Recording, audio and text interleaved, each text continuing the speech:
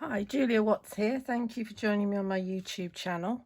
So today we're going to create a card using some Fairy Hugs papers, some of the dies and some of the stamps as well. So we're going to create a scene. So to start with, I've selected a paper from the Winklebush Paper Pad. Now these are, there's currently 7 paper pads in the Fairy Hugs range, and they're all 6x6. There's 24 double-sided sheets, 24 designs, 2 of each, and they're 216 GSM. So really good weight. I mean, I've used some of mine. So Winklebush has got, see, it's got like a netted kind of texture to it. Lots and lots of different colours. It's a really good base for you to start with, and there's some that are more mottled.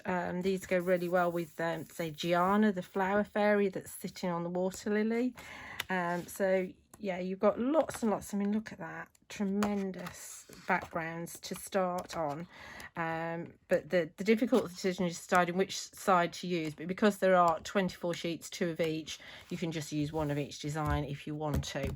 And all the products I'm using are available on my website juliawattscrafts.co.uk for shipping to UK addresses. You can also find them on fairyhugs.com. So this is Winklebush, and I've selected this one, and the other side of this one is kind of blues. But because we're going for kind of a forest scene, because I'm going to be using the enchanted dies, the forest vines. They don't come on a magnetic sheet, by the way, but obviously it means it's good for me to store them that way. So we're going to work on this. So the idea is, and this one has been cut from Sentimental Yours premium cardstock. It's, can't remember the name of it. It's one of the browns that we've got.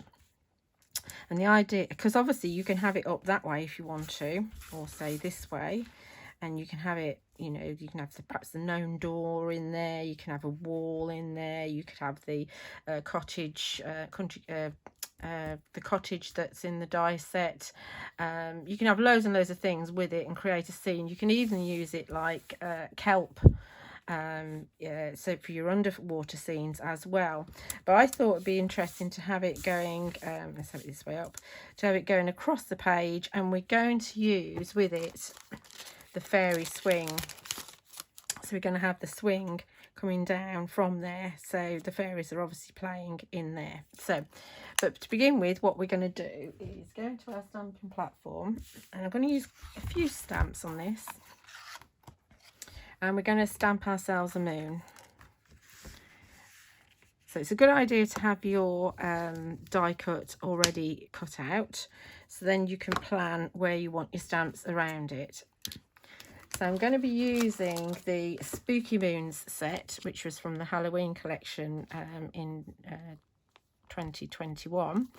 And this one contains, there's 2 sizes, and you've got a solid and a sort of a detailed moon on each side as well. So you can use them together or you can use them separately. So we're going to go for the larger one. We're going to make ourselves a moon. So I'm happy to have the moon coming sort of out of the foliage, if you like. So that's where I'm going to have the foliage. Then I want the moon coming below it. So, so don't move it. It looks like there's a monster or something in the moon. Very spooky. So let's have it like so. And I've moved it again. Oh, for heaven's sake, don't move your moon once you've planned where you want it. Right, stop. And we're going to stamp it in Morning Mist Versafine Clair. Versafine Clairs are, this is the grey one.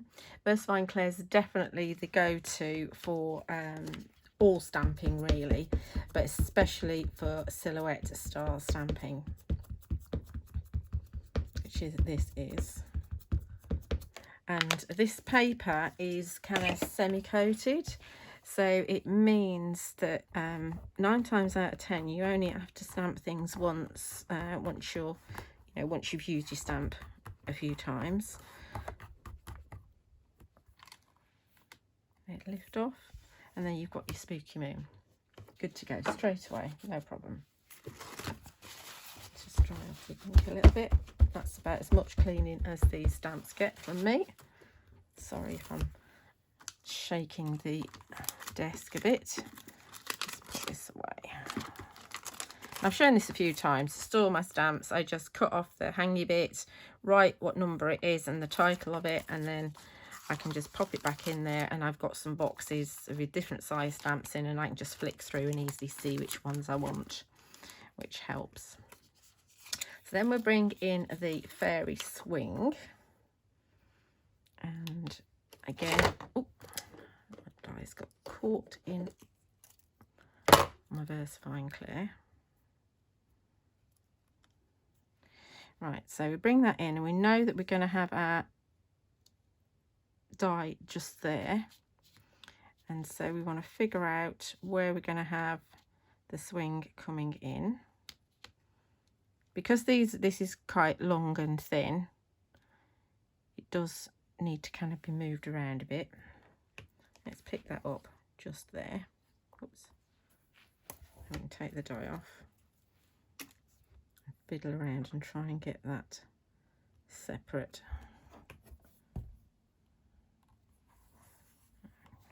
Okay, so let's just have a look. So we don't want to stamp all the bottom bits fine by the looks of it, but we don't want to stamp all the top, so we only want to ink up to about there on the top bit. And we're going to go for our black Nocturne VersaFine Clear. And so if I don't forget that I don't want to ink it all, which is always a danger with me.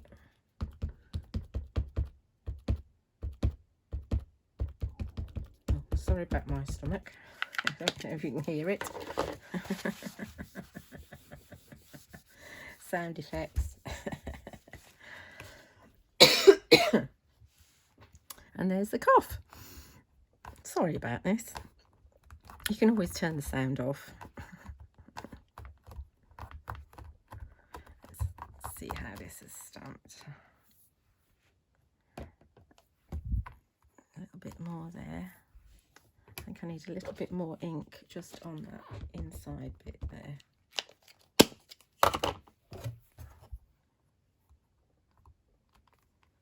That's better. Okay. Looks a bit strange, doesn't it, just floating in midair? But don't forget, we're going to put our Forest Vines die cut over the top. And this is mixed media. We do it all the time and we don't realise, and I think we're quite scared by the term mixed media. But, you know, whenever you're using two different mediums, so we're actually using paper, we're using dies, and we're using stamps. So we are mixing our media. So that's going to go on there like that. See how it works? Brilliant. Then we're going to bring in one of the fairies. Now there's a few different things you can obviously have sitting on the tree, and there is actually a fairy that is made to sit on the swings, but her name escapes me at the moment. But this is Tara, and Tara's going to sit just there like so. Now obviously if you wanted, I mean, I'm thinking that her wings are a bit transparent anyway, so we would see a little bit of the fairy swing what do you call them, ropes anyway. So I'm not too worried about that, but you might be, in which case you can always cut the wings out again and put them on top, or you could have stamped her first, then masked her, and then put the swing around her. So there's lots of different ways that you can do it. Now because I've done the swing in black, I'm going to actually stamp Tara in black too, and I might need to stamp her twice, just because she's sitting on that swing, and I don't want that swing to be dominant, or the wooden part to be dominant. I want her to be dominant. So we just see how she looks. She looks pretty good. But we are going to go again. I think she's a little bit high, but that's fine. She's got wings. That's the thing with fairies, you can get away with all sorts because they've got wings. So if it's not perfect, they've got wings, it's fine. So that's Tara. Put Tara away.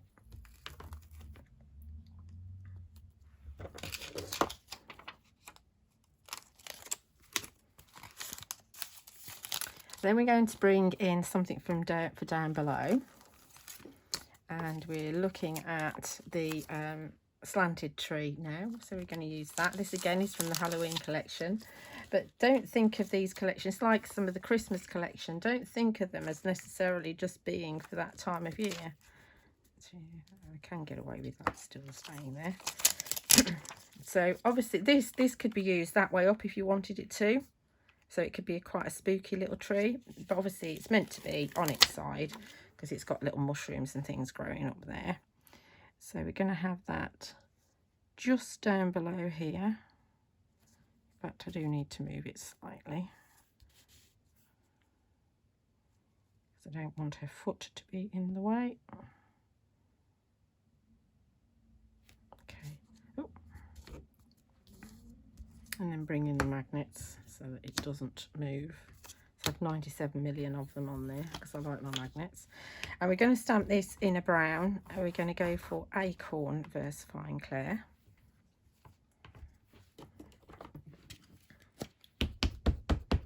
This is a great tree, actually.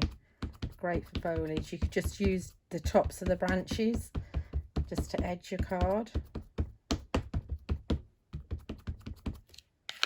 Fairy Hug's Halloween collection last year was absolutely amazing.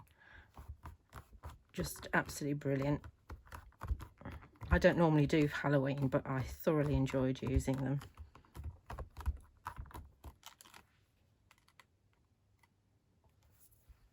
There's our slanted tree.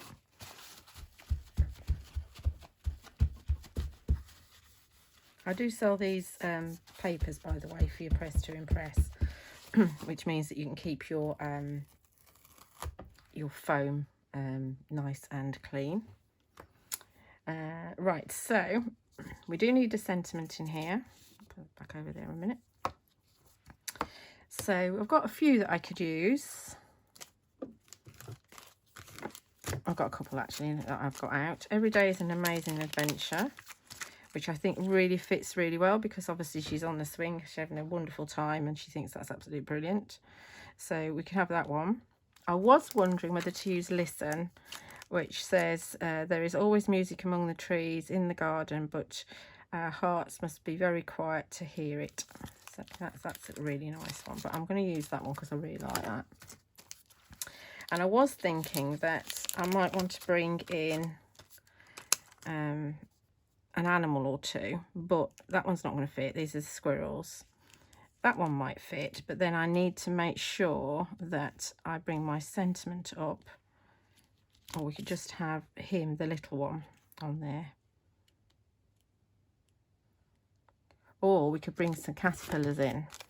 We've got mini caterpillars as well, so we could have these and bring these on. We can have a few of those maybe. Let's do the caterpillars. Options. It's nice to have options. Right, so let's get this sentiment on first. And we'll have it slightly to the side, I think.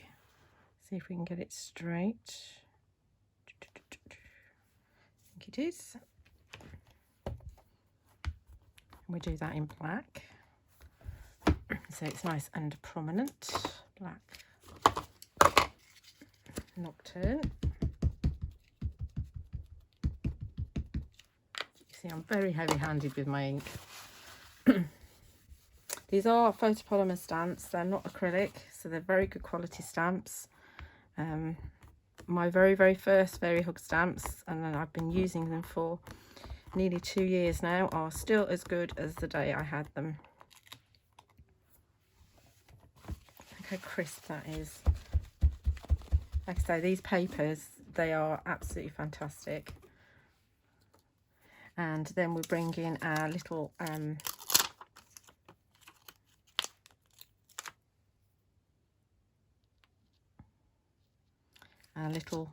caterpillar. We'll have a solid one, I think. We just have one looking at her. We could bring in a few, but we just have one. And I think we're going to do him in black because we've got the slanted tree in brown. We do him in black, and then we can make sure that he's nice and solid and that the brown won't show through. So like I say, once they're dirty, you can see exactly where they're going. You might not always get it right, but you pretty much will. In fact, I don't think he needs any more ink. I think he's good. Yeah, let's leave him at that. So that's our little scene. So all we need to do now is grab our, take it out of here, and we grab our die cut to complete the scene so she's not floating in midair.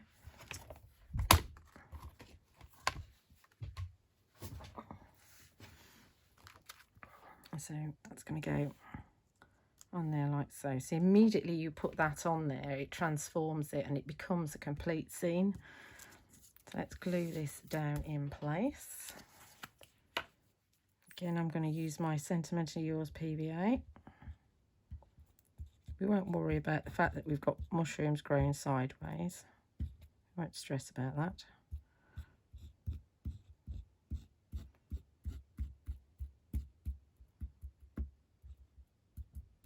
Obviously you could cut this out of a double-sided adhesive sheet with your card on it, and if you're doing that I would suggest you use the Elizabeth Craft Designs one because it is very, very good,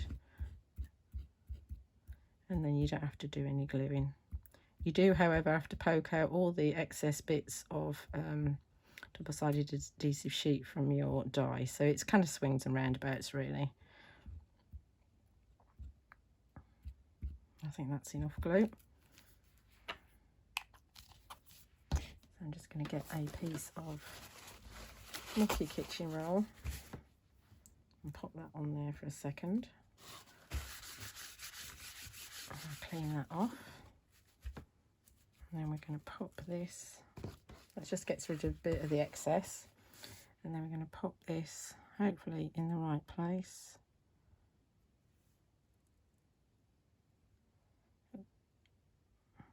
I need to catch that swing. It's floating in midair a little bit, so obviously I couldn't see that properly.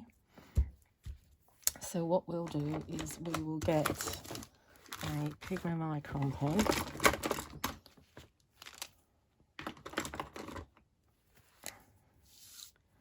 and we'll just extend that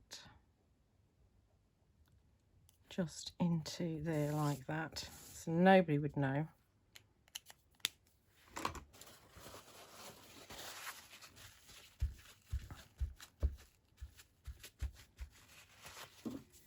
Give it a good press from behind. And then obviously I would probably do a little bit of colouring in, but you can always do that after. You don't have to do that as and when. I'll go around the edge with a bit of twisted citron.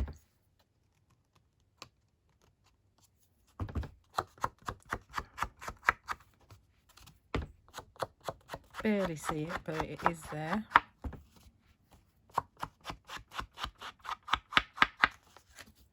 Okay, in fact, let's just do a little bit of colouring in so we can see what it'll look like. So what I would do is grab a brown from, this is from the Sentimentally Yours watercolour blending brush pens. Ignore the fact that it says set 4 because I've sorted all mine into colour order. So we grab a brown and let's have a look, see what sort of brown we're grabbing. That one's okay, and I would actually go over, just because I like to, I want it to blend in nicely, go over the top of the slanted tree. This is just really quick, just to show you. And the card does take this really well, and you can use your pencils as well. I haven't done, but it's suggested you can use either coconut oil, the kind of more solidy one. Lou uses that, Lou Withers, or you can use Dorso oil apparently to get it to move around a bit and blend a bit. And that's something for me to try as well. Okay, so a little bit more brown in there, and also on the bench as well that she's sitting on. Just to fill in that area there. Finishes that off, and then the other bit of colour would be to her wings.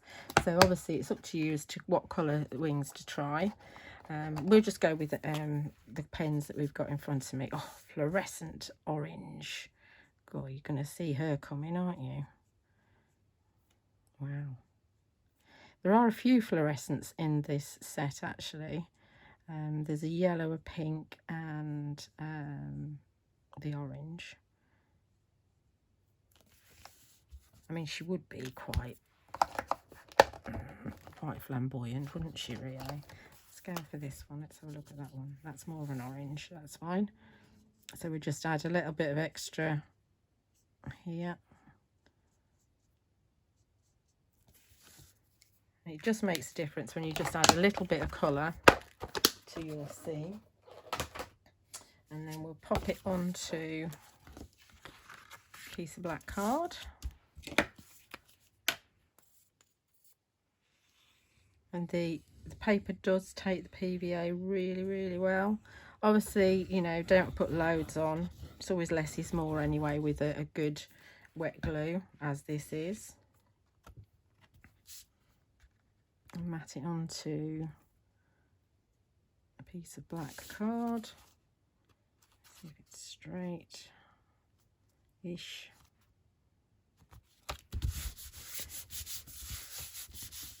And then we can put it, I've actually got a card blank to put this one on.